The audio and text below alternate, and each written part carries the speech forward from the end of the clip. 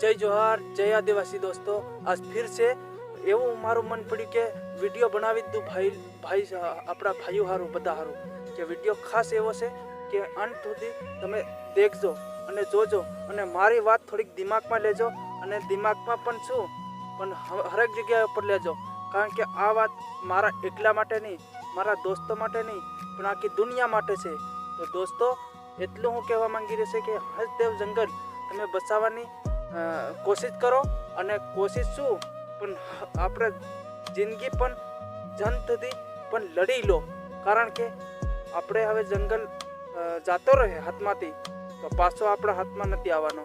તો સભી દોસ્તો કો અને સભી ભાઈઓ કો પણ હું ખાસ એક વાત કરવાનો છે કે બધા મિલી અને અવાજ ઉઠાવો અને અવાજથી તમે જંગલને કાપવાનું રોકો। કારણ એનું એવું છે કે કારણ તો બહુ મોટું લાંબુ છે, કારણ કે તમે એક વખતે જંગલ રોકો તમે બીજી વાત નહીં।